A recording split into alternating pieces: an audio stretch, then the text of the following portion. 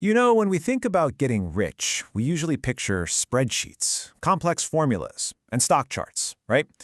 But what if I told you that financial success has way less to do with how smart you are and everything to do with how you behave? Today, we're going to dive into that really surprising idea, using Morgan Housel's fantastic book, The Psychology of Money, as our guide.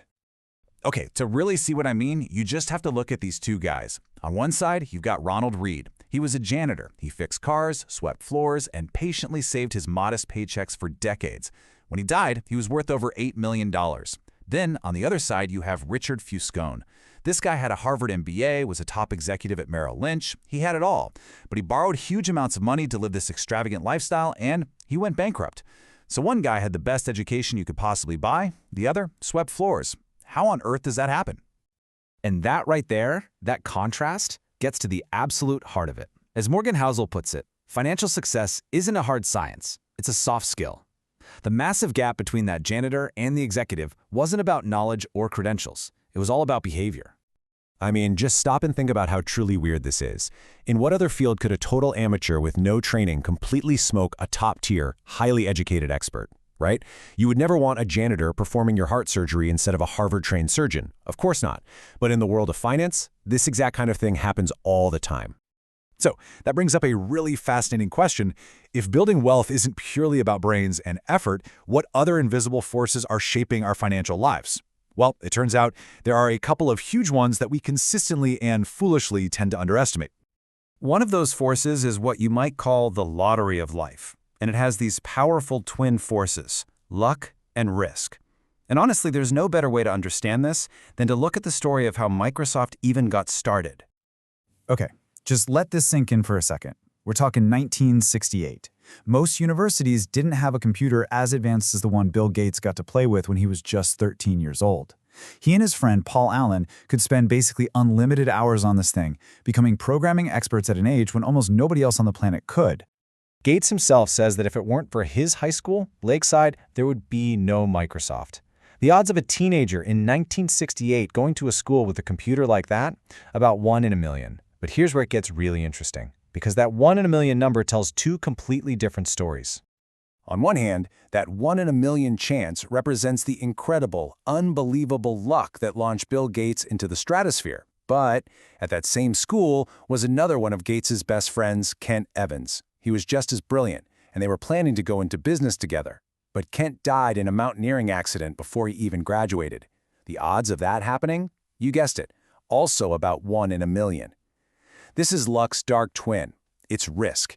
It's the exact same force, the same magnitude, just pointing in the complete opposite direction. It's such a powerful reminder to respect both sides of that coin. When we look at our own success, or maybe judge the failures of other people, we just have to remember that nothing is ever quite as good or as bad as it seems on the surface. But, luck is an external force. What happens when the biggest threat to your success is actually internal? And this brings us to what might be the biggest and most difficult psychological challenge of all: knowing when to stop. It's this powerful idea of enough. It's so important because some of the smartest, most successful people on the planet have completely destroyed themselves simply because they didn't have it. I mean, just take the story of Rajat Gupta. This guy's story is incredible. He was born into poverty in India, was orphaned as a teenager, and through sheer brilliance and hard work, he rose to become the CEO of McKinsey.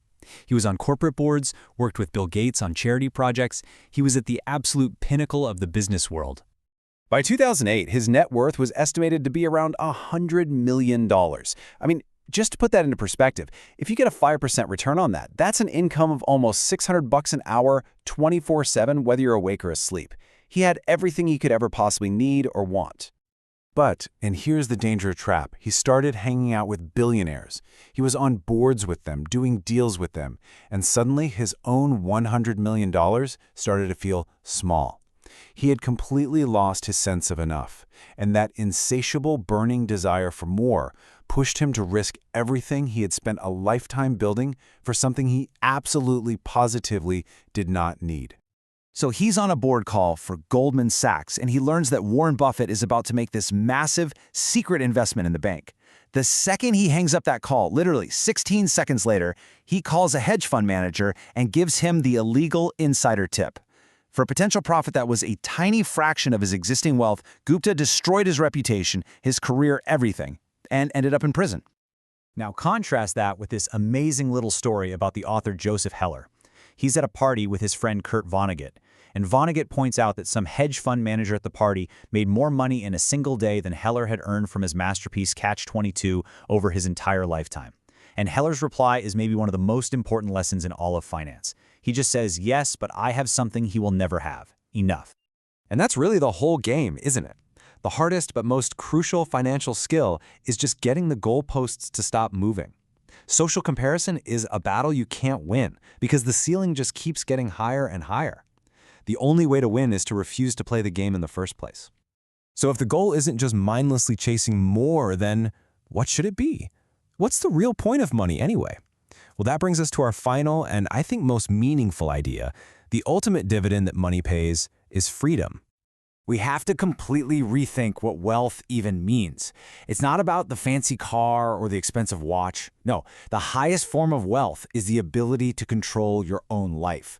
To wake up every morning and say, I can do whatever I want today. To do what you want, when you want, with who you want, for as long as you want. That is priceless. And look, this isn't some abstract pie-in-the-sky concept. Think about what this actually means in real life. It's the freedom to take a sick day without stressing about the bills. It's being able to wait for the right job to come along instead of grabbing the first one out of sheer desperation. It's not being terrified of your boss. It means retiring when you want to, not when you're forced to. Honestly, using your money to buy back your time and your options gives you a return you can't measure on any spreadsheet. And ultimately, this is the most important lesson of all. Control over your time is the highest dividend money can ever pay. So the real question we should be asking ourselves isn't just, how can I get more money? It's, what does a truly rich life look like for me? If you had that control, that freedom, what would you do with it? That's the question worth answering.